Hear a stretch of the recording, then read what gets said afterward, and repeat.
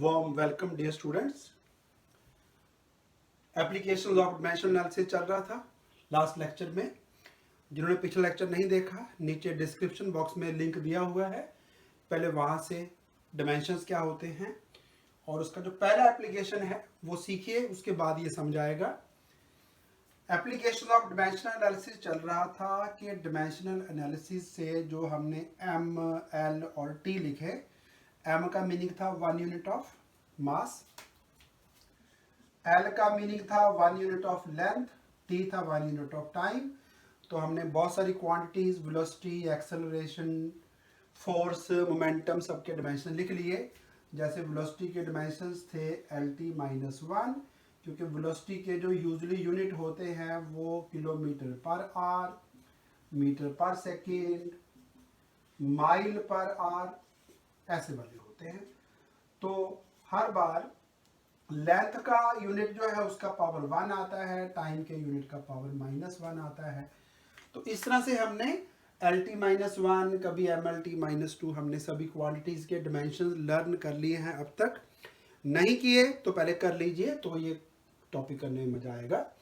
तो अब आज हम आते हैं सेकंड एप्लीकेशन पे। पिछले वीडियो में हमने डिस्कस कर लिया था कि हमें डायमेंशनल एनालिसिस को यूज करते हुए किसी गिवन फिजिक्स के रिलेशन का, जैसे कि S = ut + ½ AT² हमने डिस्कस किया, v² - u² = 2s पढ़ा आपने क्लास 9th में। वो रिलेशन आपको दिया हुआ था पहले से ही, हमने सिर्फ चेक करना था कि क्या ये रिलेशन डायमेंशनली करेक्ट है, यानी कि इसके लेफ्ट हैंड साइड और राइट हैंड साइड पे क्या सेम यूनिट्स हैं। तो उसके लिए relation was already given to you, आपने जस्ट उसमें दोनों तरफ डायमेंशन डाल के चेक करना था सही है गलत है। आज हम शुरू करने जा रहे हैं सेकंड एप्लीकेशन। इसमें आपको रिलेशन नहीं दिया होगा, इसमें आपको रिलेशन बनाना है, खुद से डेवलप करना है यूजिंग मेथड ऑफ डायमेंशंस। तो क्वेश्चन मैं काफी कराऊंगा आपको आज, उनमें से एक क्वेश्चन पहले लेते हैं। पहले सीखे मेथड करने का है क्या, और क्वेश्चन का जो फॉर्मेशन है, क्वेश्चन की जो बॉडी है वो कैसी होती है इस तरह के केसेस में।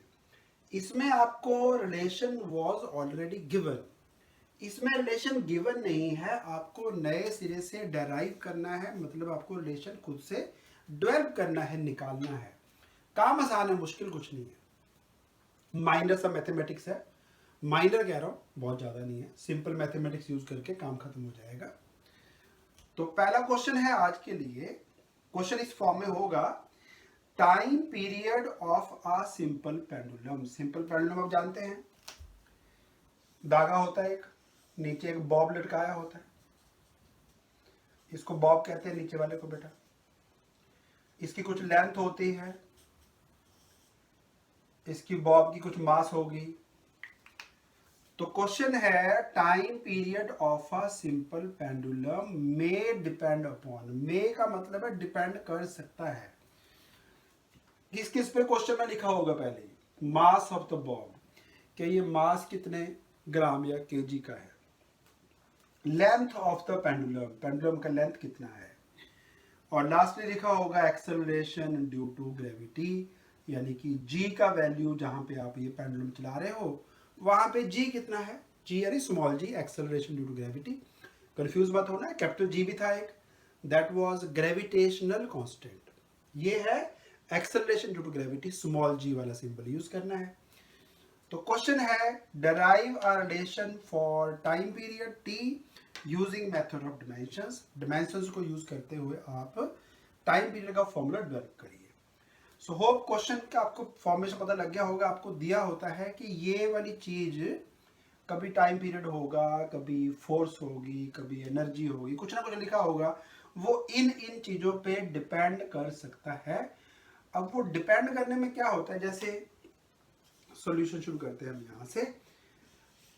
सपोज करो कि टाइम पीरियड जो है वो डिपेंड करता है मास के पावर a पे, m⁻⁴ a पे डिपेंड करता है। हमें पता नहीं ना कि m के स्क्वायर पे डिपेंड करेगा, 1/m पे डिपेंड करेगा, या 1/m² आएगा, वो हमें पता नहीं, हमें पावर नहीं पता अभी। सिर्फ ये पता है कि मास पे डिपेंड कर सकता है। हो सकता ना भी करे, वो बाद में देखते हैं क्या आता है। Same way t is proportional to, let us say, length of the pendulum, power b. And lastly, g, acceleration due to gravity, power c.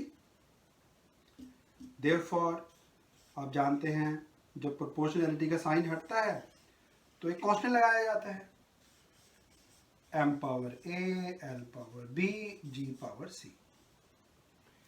ये आपका फाइनल आंसर होने वाला है।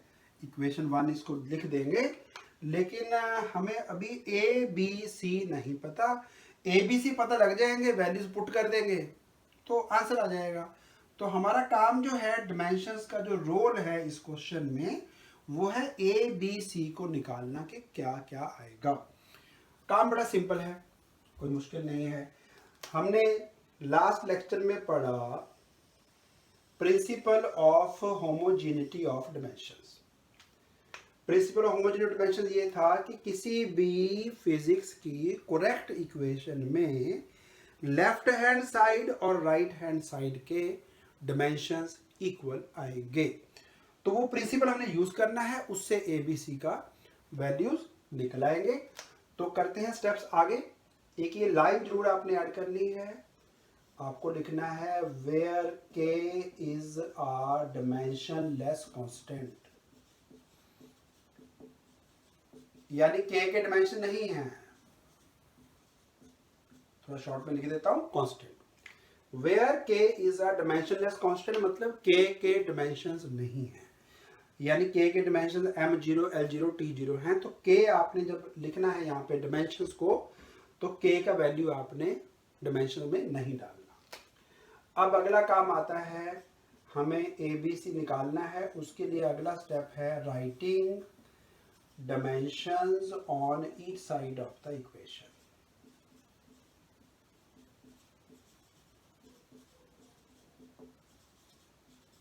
Of equation 1. तो लेफ्ट पे टाइम पीरियड के dimensions, बेटा time period होता है time taken to complete one oscillation, तो उसको तो टी लिखा जाएगा जितने सेकंड लगे या मिनट लगे। तो टाइम का डिमेंशन तो टाइम वाला ही आएगा। के डिमेंशनलेस है, उसका कोई डिमेंशन नहीं आएगा। Means m0, l power 0, t power 0। जब सबका ही पावर 0 होता है तो आंसर 1 आता है। अब m है मास, बॉब का मास जो है वो फंडामेंटल क्वांटिटी थी, उसको मास ही लिखा जाएगा, m power a। l is length of the pendulum, उसको लेंथ ही लिख देंगे, लेंथ को, लेंथ भी बेसिक क्वांटिटी थी। अब तीसरा है acceleration due to gravity, g। Due to जो मर्जी हो, एक्सेलरेशन के डिमेंशंस हमने पढ़े, बोलिए बेटा क्या थे, LT-2, बहुत अच्छे। पावर c, पावर सेम लिखनी है, ए बी सी, यहां भी पावर ए बी सी। अब आपने दोनों साइड पे मास, लेंथ और टाइम का पावर लिखना है, इधर भी इधर भी, m, l और t का पावर। यहां पे मास कहां पे आ रही है, एक ही बार आई, मास पावर a। लेंथ दो जगह आया, b पावर है, एक l पावर c है। बेस सेम हो तो पावर्स गेट एडिड, तो l power b plus c। And t power, power के बाहर एक और पावर हो तो मल्टीप्लाई हो जाते हैं, तो लिखा जाएगा -2c। बेटा एक चीज ध्यान रखना, इस स्टेप में हमने जितने m यहाँ पे होंगे सारे इकट्ठे एक ही जगह लिखने हैं, जितने l होंगे वो सारे एक ही बार लिखने हैं, जितने t's होंगे वो सारे एक जगह इकट्ठे करने हैं। तो इधर एक m, एक l, एक t आएगा, इधर भी एक m, एक l और एक t बन जाएगा। और पावर जो है अगर 2-3 जगह है तो इकट्ठी कर लीजिए उनको। अब अगला स्टेप है, हमने दोनों साइड पे, क्योंकि इक्वेशन तभी ये डिमेंशन सही होगी ना अगर इधर के डिमेंशन और इधर के डिमेंशन सेम होंगे, यानी कि दोनों साइड पे पावर्स जो हैं, powers of m, l and t अगर सेम आएंगे तभी तो इक्वेशन मैच होगी ना ये। तो इधर m का पावर a था, इधर भी m पावर a आना चाहिए, इधर देखिए 0 था, तो a इक्वल टू 0 आ गया। l का पावर l से मैच करो, b plus c equal to 0 और t का पावर t से मैच करो, यानी -2c इक्वल टू 1। तो a तो 0 आ ही गया, इसको हम इक्वेशन 2 लिख देते हैं।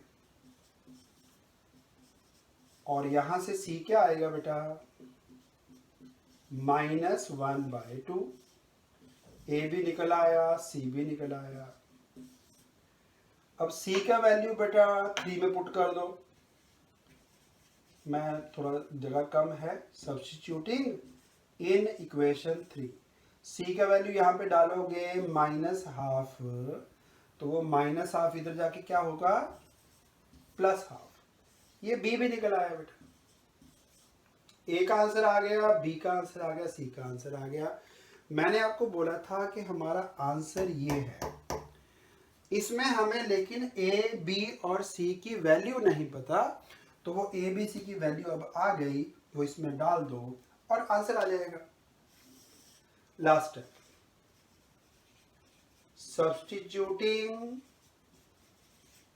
For a, b and c in equation 1 में डाल देना बेटा ले जाके वापस, और आंसर आ जाएगा।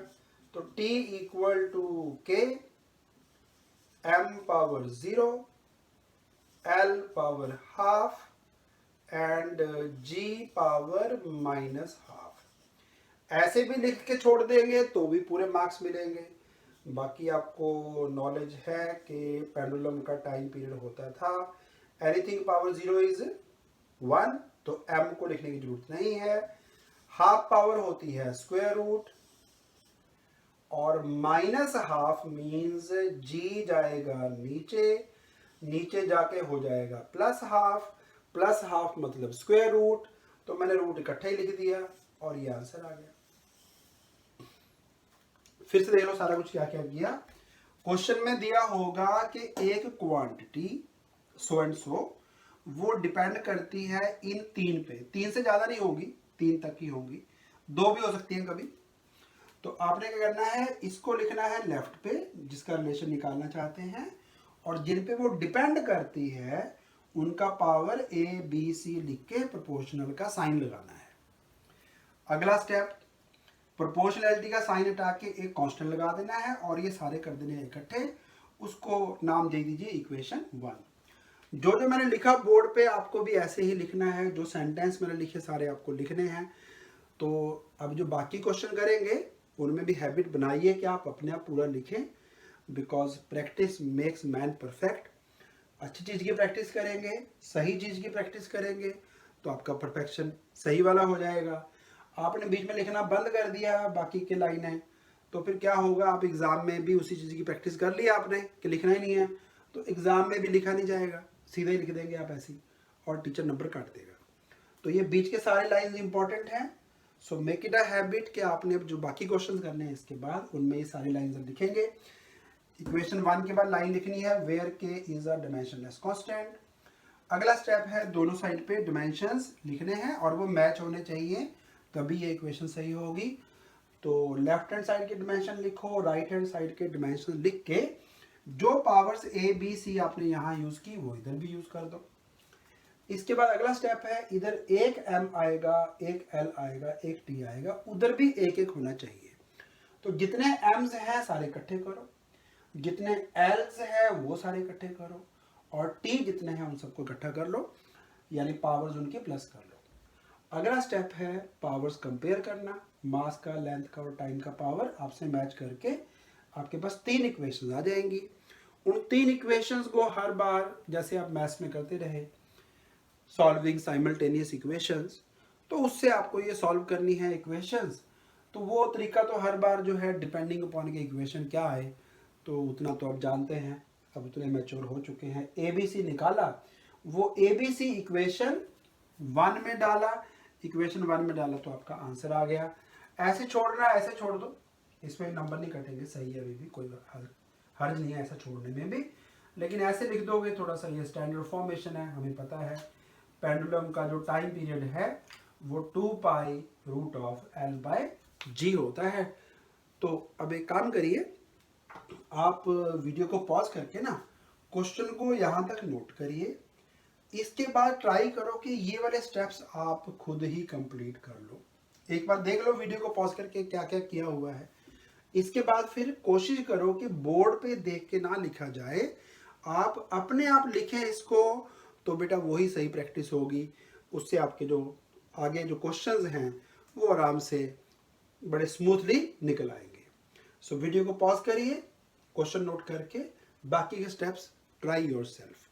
तो मैं शिफ्ट होता हूं अब अगले क्वेश्चन पे। चलिए अब next question, centripetal force F on an object in circular motion. पता है आपको, जब किसी ऑब्जेक्ट को आप सर्कल में घुमाते हैं तो धागा बांधना पड़ता है, और धागा जो है वो रहता है टाइट जब आप घुमाते हो उसको, क्योंकि आपको वो ऑब्जेक्ट ना हमेशा अपनी तरफ को हमेशा खींचना पड़ता है। इसी फोर्स को बोलते हैं सेंट्रीपिटल फोर्स। धागा नहीं बांधा तो कोई भी ऑब्जेक्ट सर्कल में नहीं चल सकता। हाँ, जैसे मून है, इलेक्ट्रॉन है। मून क्या है कि उसके सेंटर में है अर्थ, यहाँ पे मून है, तो धागा तो नहीं बांधा हुआ, लेकिन मून को अर्थ जो है वो अंडर ग्रेविटेशनल फोर्स पुल करती है अपनी तरफ। तो जो ग्रेविटेशनल पुल है अर्थ का, उससे ये फोर्स मिल जाएगा। तो कोई भी ऑब्जेक्ट जो सर्कल में चलेगा, उसको सर्कल में चलने के लिए चाहिए सेंट्रीपिटल फोर्स।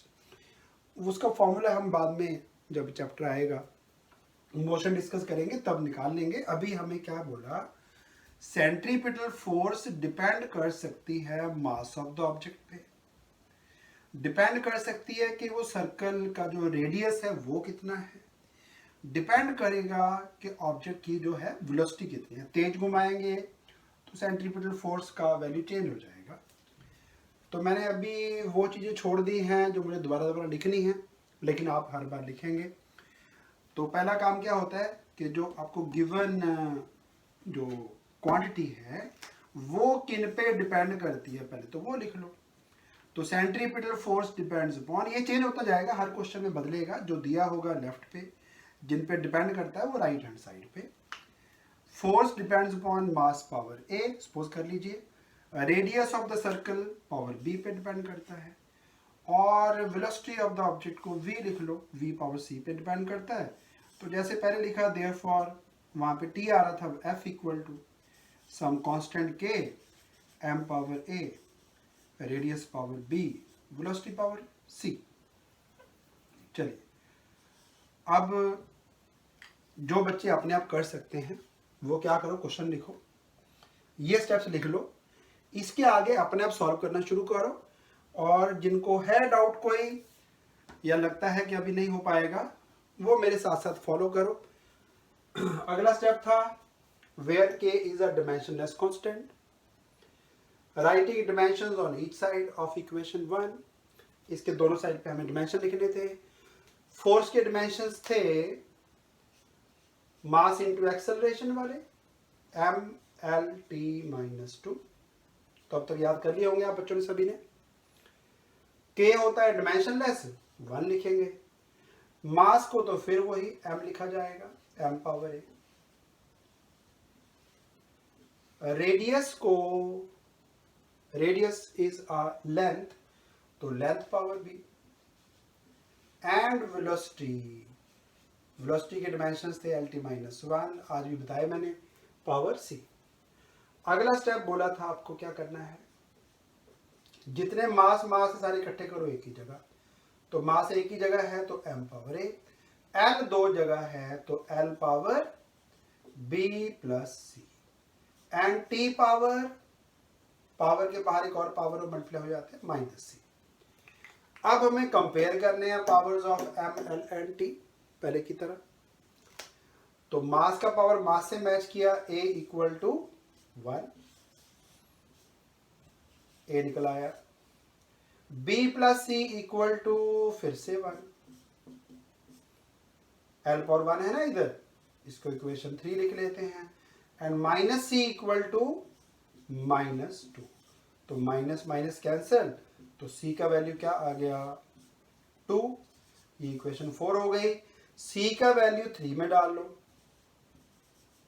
स्मॉल में लिख देता हूं, सब्स्टिट्यूट इन इक्वेशन 3 में जब आप सी को 2 पुट करोगे, 2 को इधर लेके आओगे तो 1 माइनस 2 क्या आएगा -1।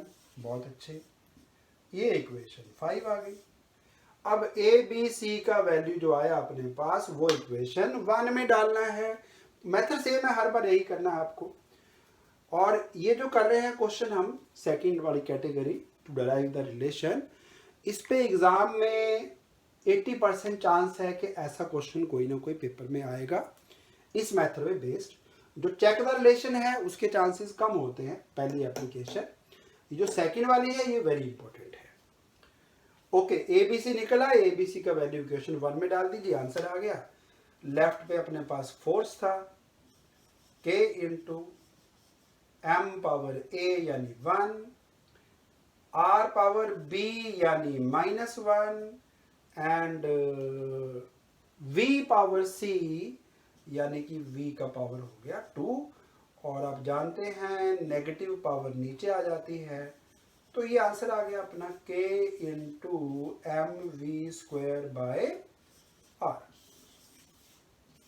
k का वैल्यू हमें नहीं पता चलता इन डेरिवेशन में कि क्या आएगा।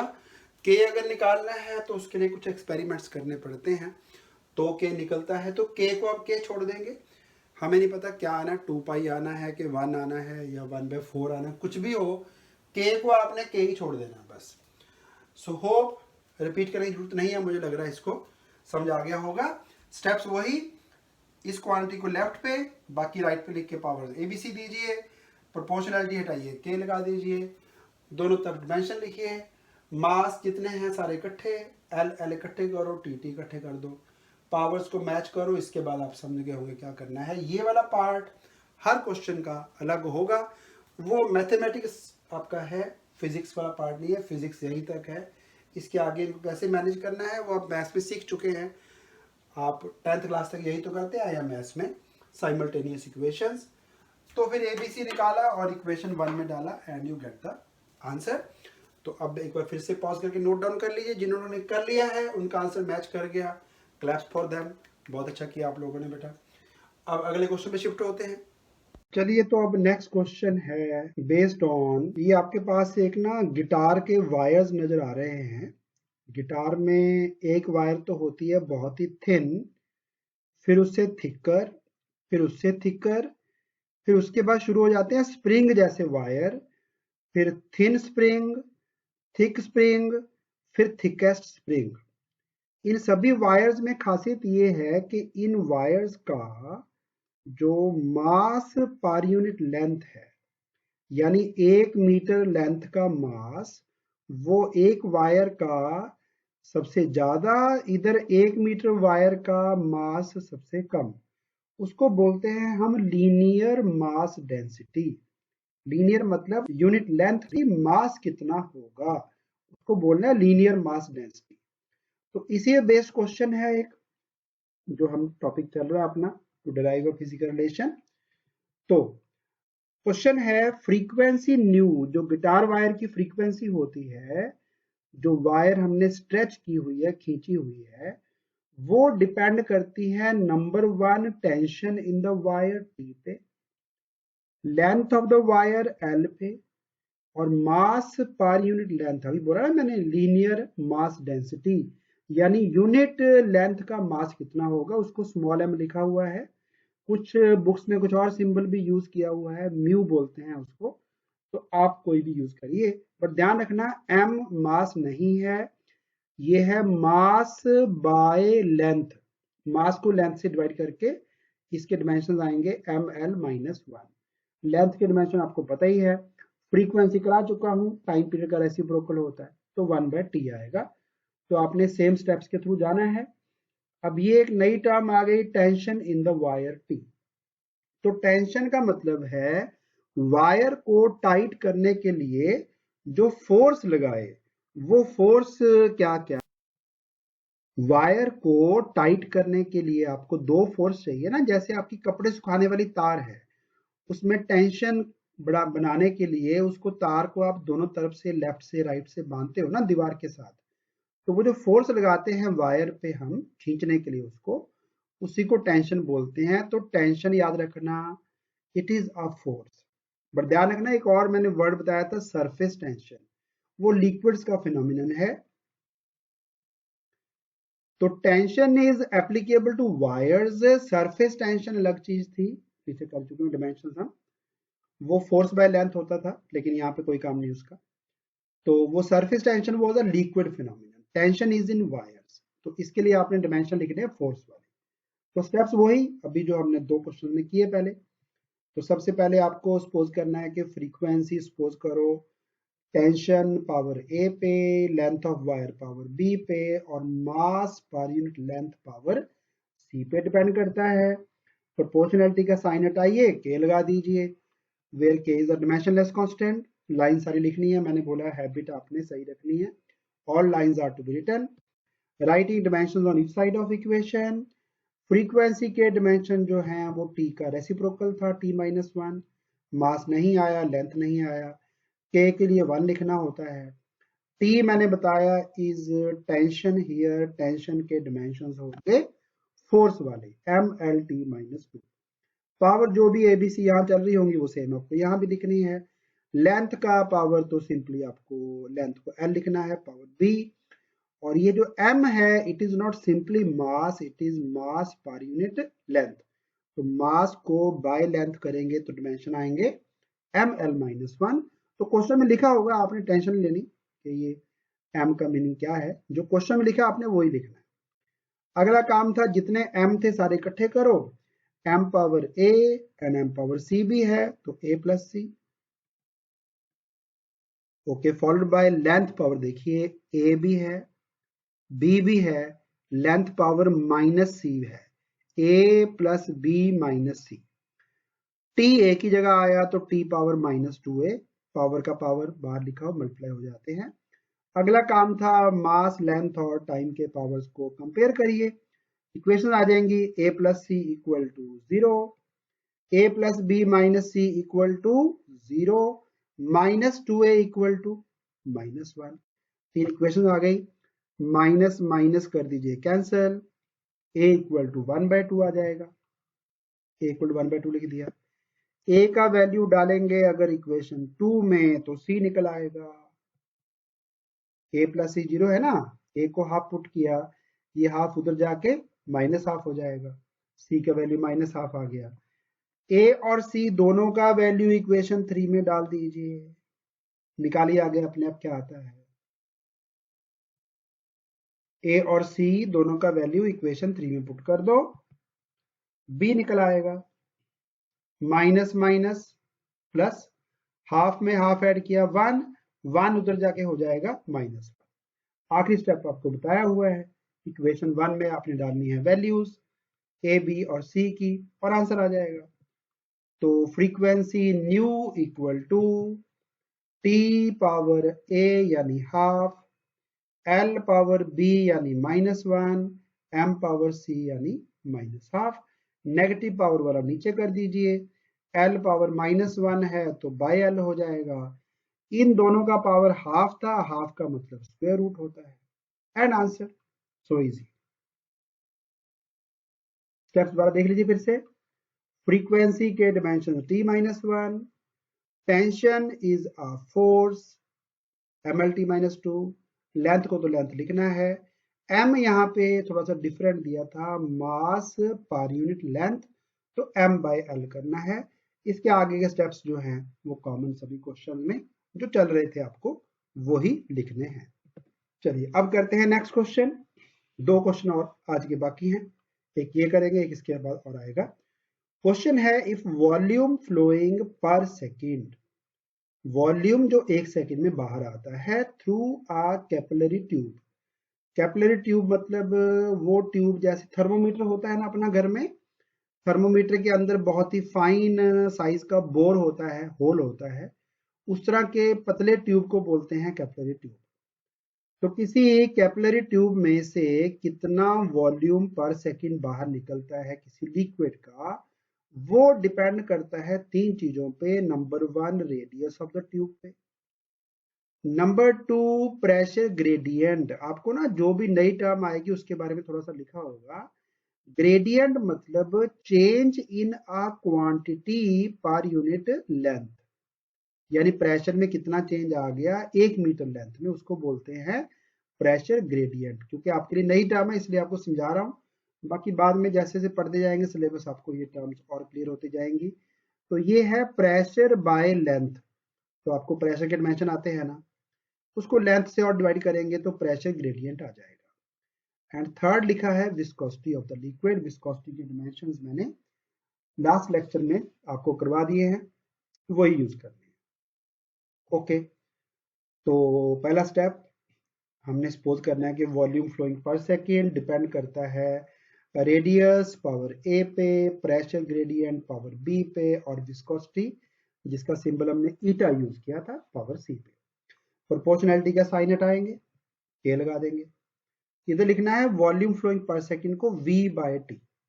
वॉल्यूम बाय सेकेंड मतलब time. Okay, where K is a dimensionless constant. Usual step है, लिखना सारा है आपने बेटा, बार बार बोलना। Keep your habits, good habits, writing dimensions on each side of the equation. Volume के डायमेंशन एल क्यूब होते हैं। टी इज टाइम, तो टी माइनस वन आ गया। रेडियस इज जस्ट लेंथ, और ये ग्रेडियंट मैंने बताया था क्या करना आपको। प्रेशर के डायमेंशन थे M L minus one T minus two. अपनी नोटबुक चेक कर लो, पीछे आपने नोट किया हुआ है।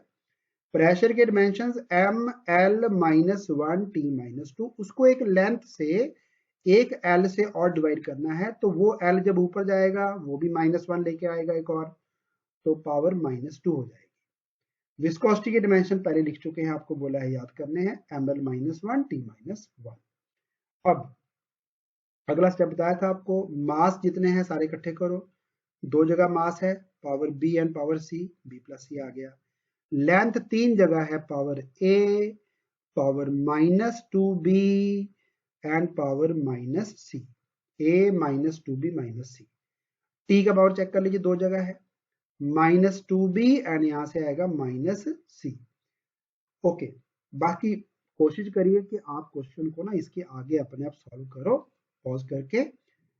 अदरवाइज अगर नहीं होता, स्टेप्स नहीं मैच होते, तो अपनी गलती निकालिए कि आप कहाँ पे गलती कर रहे हैं। इसके बाद आपको खुद से शुरू कर देना चाहिए। पावर्स दोनों मैच करनी है आपने, एम एल टी की। मास का पावर मास से मैच हुआ तो जीरो आएगा क्योंकि इधर मास था ही नहीं। लेंथ का पावर लेंथ से मैच करो। तीन इक्वेशंस आ गए, तो पहले चेक करो कि आपके इक्वेशन जो आपने लिखे वो मैच कर रहे हैं इससे। आगे अब इक्वेशन को सॉल्व करना है। तो इसके बाद टेक्निक जो मुझे अच्छी लगती है वो है, इस इक्वेशन में भी b प्लस सी है इसमें, और b एंड c है, तो इन दोनों को पहले इकट्ठा कर लो। आसान तरीका क्या है, इनको ऐड कर लो, c से c क्या हो जाएगा, कैंसिल। 2 और 4 को ऐड कर लो, c कैंसिल। b में से 2b माइनस किया तो आएगा minus b। Right hand side पे 0 एंड माइनस वन इकट्ठे किए, minus one minus minus cancel, b का वैल्यू आ गया। b यहाँ पे डाल देंगे तो c भी निकल आएगा, तो c equal to minus one. अब बचा a निकालने के लिए यहाँ पे b और c दोनों का वैल्यू डालिए। आगे अपना करिए, मैथमेटिक्स है सिंपल, फिजिक्स तो इसमें है नहीं है। a का वैल्यू आ गया 4। एंड में क्या करना होता है, ए बी सी का वैल्यू इक्वेशन 1 में डालना है, and you get the answer. तो आपकी मर्जी है, ऐसे छोड़ना ऐसे छोड़िए, नेगेटिव वाले को नीचे ले लिया, ऐसे कर सकते हैं। तो ये आपका फाइनल आंसर आ गया, k into pressure gradient p by L, radius power 4 divide by viscosity. तो रिपीट करने की मुझे लगता नहीं जरूरत है इसको। तो अगर डाउट है कोई, देन डू आस्क, व्हाट्सएप कर दीजिए, कॉल कर सकते हैं। चलिए अब लास्ट क्वेश्चन आज का। अब क्वेश्चन है, ये क्वेश्चन वेरी इंपॉर्टेंट, आपके ऑब्जेक्टिव में भी आता है, स्कूल एग्जाम में भी आएगा, और बहुत सारे स्कूल में मिलेगा आपको क्वेश्चन। ये अच्छा क्वेश्चन है। If gravitational constant g, Planck's constant h, and velocity of light c G, H और सी को if they are taken as fundamental units, हमने फंडामेंटल यूनिट्स यूज किए हैं मास, लेंथ एंड टाइम। अगर मास, लेंथ, टाइम की जगह पे जी, एच और सी को यूज करें तो इस नए सिस्टम में मास के डिमेंशंस क्या होंगे? जैसे आपने जी को लिखा था ना m power -1, L3 t power -2, अगर हमें मास को लिखना हो कि g पावर कितना, h पावर कितना और c पावर कितना, तो क्या आएगा? तरीका वही है अभी जो हमने सीखा। सपोज कर लो कि मास के dimensions in terms of g, h and c are a, b and c। इस पर k नहीं लगाना आपने, क्योंकि डिमेंशन में k नहीं आता है ना। सपोज करिए कि मास के dimensions in terms of G, h and c r g power a. जैसे निकालते थे आप फोर्स के डिमेंशंस, आप लिखते थे M L T -2 power 1 power 1 power -2। अगर मास के डिमेंशंस इनके टर्म्स में लिखने हों तो पावर्स क्या आएंगी, हमें ये निकालना है। बात फिर वही है, दोनों साइड पे डिमेंशन मैच होनी चाहिए अगर इक्वल है तो g के डिमेंशंस थे m-1 l³ t-2, h के डिमेंशंस थे m-l2 t-1, c is velocity of light, velocity किसी की भी हो डिमेंशन वेलोसिटी वाले आएंगे l-1। ओके, अब m सारे इकट्ठे करो, दो जगह है power -a power b, l 3 जगह है power 3a 2b n plus c, t भी 3 जगह है -2a -b and -c। Left hand side पे है only m। Again next step, दोनों साइड पे पावर्स को कंपेयर कर दीजिए, m का पावर m से मैच करिए, -a plus b equal 1, l का पावर लेंथ से मैच करिए वो भी 0 है, t का पावर t से मैच करिए वो भी 0 आएगा। अब आपके पास आ गई है 3 इक्वेशंस। अब इसमें थोड़ा सा इशू ये है, इस इक्वेशन में a और b है, यहाँ पे ABC तीनों हैं, तो इनको कुछ ऐसा करिए कि सिर्फ a और b की एक इक्वेशन आ जाए। दूसरा तरीका एक और है कि अगर आप -a प्लस b का वैल्यू कहीं पुट कर सकते हैं, नहीं कर सकते मेरा ख्याल कहीं पॉसिबिलिटी नहीं है। कई बार ऐसा भी आ जाता है कि ये ऐसा जो कॉम्बिनेशन है यहाँ कहीं ना कहीं पड़ा होता है, तो उसकी उठा के वैल्यू आप इधर भी डाल सकते हैं, बट अभी ऐसा कुछ नजर नहीं आ रहा है ऐसा कि आप वैल्यू पुट कर पाएंगे। तो क्या करिए, इन दोनों को आप ना इकट्ठा करिए ताकि एक a और b की और इक्वेशन आ जाए।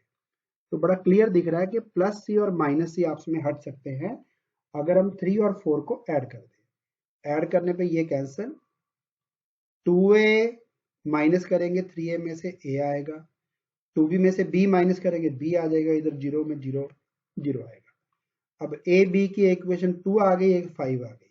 इनको क्या करना चाहिए दोनों को, ताकि b या a हट जाए, a कैंसिल हो सकता है, तो 2 और 5 को करिए ऐड करने पे आएगा 2b इक्वल टू 1, तो b आ गया इक्वल टू हाफ, b का वैल्यू हाफ पुट करिए यहाँ पे, a निकल आएगा a इक्वल टू -हाफ। अब a और b दोनों का वैल्यू किसी एक इक्वेशन में डालिए, c भी निकल आएगा। तो बाकी अपने सॉल्व करिए, और एंड में क्या करना होता है वही, a b c का वैल्यू इक्वेशन 1 में डालिए और ये आपका आंसर है। तो ये क्वेश्चन जेई मेंस में भी एक बार आ चुका है और आपके स्कूल के एग्जाम में भी रिपीटेडली आता रहता है। So this question is very important among all which we have done today. बाकी भी इंपॉर्टेंट है बट ये उनमें सबसे ज्यादा इंपॉर्टेंट है, 5 स्टार क्वेश्चन यही है।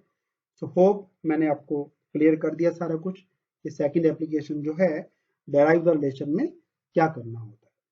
तो पहला काम, जो भी आपको चीजें दी हुई हैं जिन पे डिपेंडेंस है उनको राइट पे लिख के पावर्स ABC, लेफ्ट पे वो क्वांटिटी जिसका रिलेशन डिराइव करना है।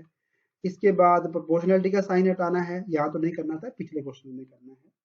दोनों साइड डिमेंशन लिखेंगे, मास, लेंथ और टाइम के पावर्स मैच करेंगे, कुछ इक्वेशन आएंगी, उन इक्वेशंस को सॉल्व करो, ABC निकालो और इक्वेशन 1 में डालो। That's all for today. Thank you for joining.